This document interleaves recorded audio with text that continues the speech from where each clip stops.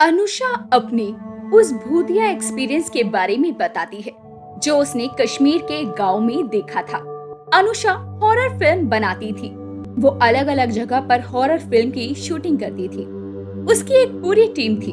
वो चाहती थी कि वो ज्यादा से ज्यादा रियल सीन अपनी मूवीज में डाले और इसी तरह उसने कश्मीर के उस खौफनाक गांव के बारे में किसी से सुना और थोड़ा बहुत इंटरनेट पर पढ़ा तो उसने सोचा क्यों ना मैं कश्मीर जाकर कुछ सीन्स की शूटिंग करूं और अपनी नई फिल्म की तैयारी करूं, मजा आ जाएगा। अनुषा भूत प्रेत में नहीं मानती थी।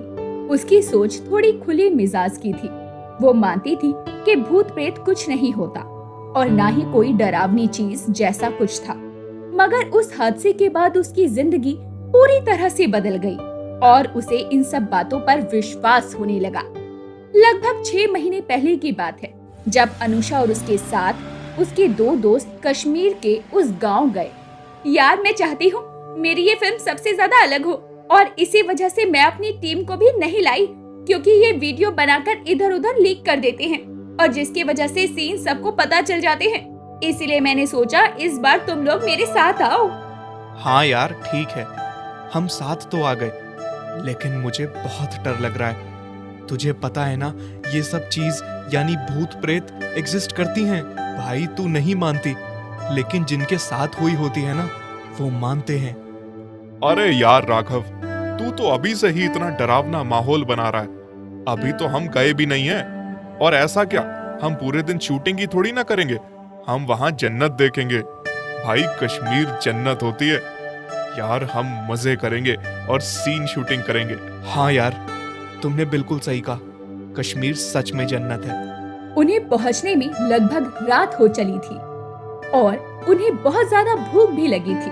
वो जब वहां से गुजर रहे थे तो उन्हें जंगल की कुछ दूरी पर लाइट जलती हुई दिखाई दी। यार भूख तो बहुत तेज लगी है, पर मुझे लगता है जंगल के अंदर लाइट दिख रही है, तो शायद वहाँ खाने को कुछ होगा। एक बार देखने चलते हैं ना? ठीक है राघव, सही बोल रहे हो तुम, चलो चलते हैं। जब वो वहाँ पहुँचते हैं तो 2 लोग वहाँ रसोई में खाना बना रहे होते हैं। आप लोग यहाँ क्या कर रहे हो इतनी रात को? भैया हमें कुछ खाने को चाहिए, मिलेगा क्या? ये खाना इंसानों के लिए नहीं है। रात के 3 बज रहे हैं। ये खाना भूतों के लिए है। हम इसे बनाकर यहाँ पर रख जाएंगे और वो आकर इसे पूरा खत्म कर देंगे। इसमें से कुछ भी शाकाहारी नहीं है, ये सब मांसाहारी खाना है और वो भी आधा कच्चा और आधा पका हुआ। भाई यहाँ से चलो, ये पता नहीं क्या उल्टी सीधी बातें कर रहा है, तुम यहाँ से चलो। हाँ यार, ये पता नहीं क्या बातें कर रहा है, चलो यहाँ से। आपको इन सब बातों पर यकीन हो जाएगा अपने आप जब आप आगे इस गांव में जाएंगे।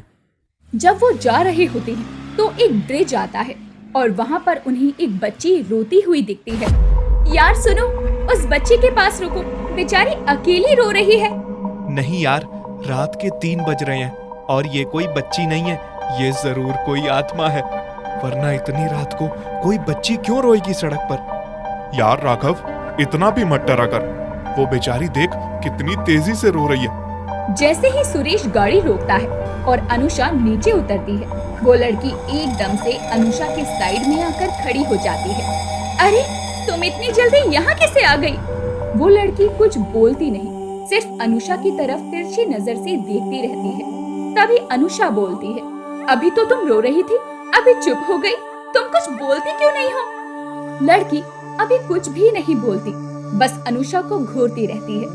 तभी अनुषा बोलती है, यार चलो यहाँ से चलते हैं, ये कुछ बोल ही नहीं रही, मुझे कुछ सही नहीं लग रहा। जैसे ही अनुषा गाड़ी में बैठी, वो लड़की उनके आगे वाले शीशे पर आ जाती है और लेट जाती है और बड़ा सा मुंह फाड़ लेती है।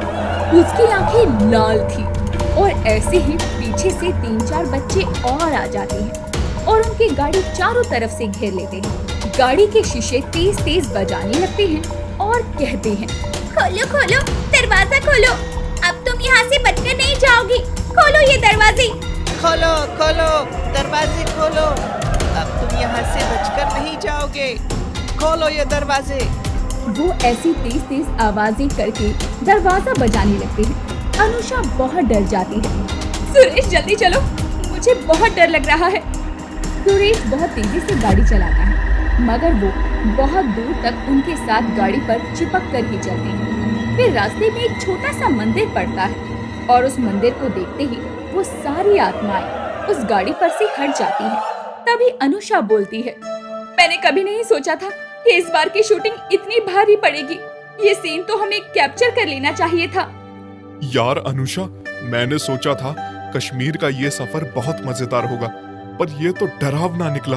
वैसे राघव, तू कुछ बोल नहीं रहा, क्या हुआ? राघव पीछे वाली सीट पर ये सब देखकर बेहोश पड़ा था। थोड़ी देर में उसे होश आता है और वो बोलता है, मैंने तुझे कहा था ना अनुषा, यहाँ कुछ ना कुछ बहुत गलत होगा। प्रेत भूत होते हैं।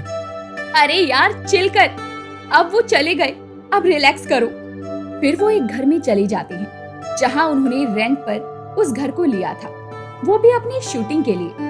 वो सब जाकर सो जाते हैं, क्योंकि पूरी रात वो ट्रेवल करके आए थे और अब सुबह वैसे भी उनका कुछ काम नहीं था। वो रात में ही शूटिंग करने वाले थे। वो तीनों रात के 12 बजे उठते हैं और कैमरा सेटअप कर लेते हैं। जंगल में जाते हैं और कुछ शूट करने की कोशिश करते हैं। अनुषा आगे रहती है और कैमरा लेकर राघव और सुरेश उसके पीछे पीछे चलते हैं और बाकी सारी चीजें पकड़े हुए अनुषा धीरे धीरे आगे चल रही थी। पीछे से कुछ आवाज आती है और वहाँ से राघव और सुरेश दोनों ही गायब हो जाते हैं। पीछे से 2 हाथ आते हैं और उन दोनों को वहाँ से ले जाते हैं।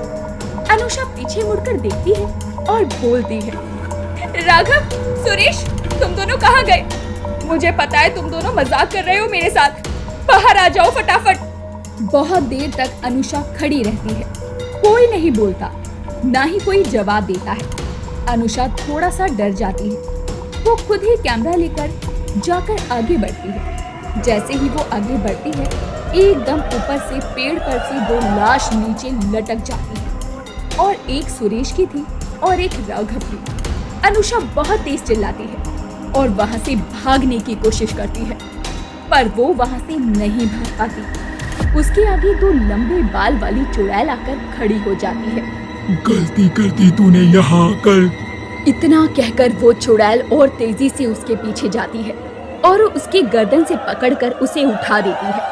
अनुषा बहुत ज्यादा डर जाती है, उसका दम घुट रहा था।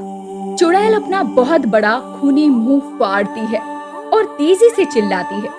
अनुषा आंखें बंद करके हनुमान चालीसा तेजी से पढ़ना शुरू कर देती है, मगर उससे भी कुछ नहीं होता।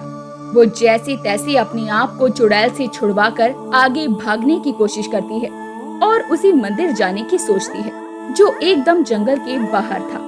वो फिर भागती है और एक लंबी सी रस्सी आती है और उसकी टांग पकड़कर उसे पीछे खींच लेती है।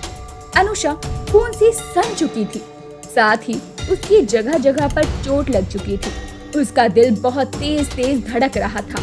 वो जिधर भी मुड़ रही थी, उधर सिर्फ चुड़ैल और भूतों की परछाई दिख रही थी। अनुषा का दिमाग बहुत ज्यादा खराब हो चुका था। हे भगवान बचा लो, मुझसे बहुत बड़ी गलती हो गई। वो अपनी पूरी जान लगाकर वहाँ से भागती है और उस मंदिर में पहुँच जाती है। मंदिर का दरवाजा बंद कर लेती है और उसके अंदर फिर कोई भी भूत प्रेत नहीं आ पाता।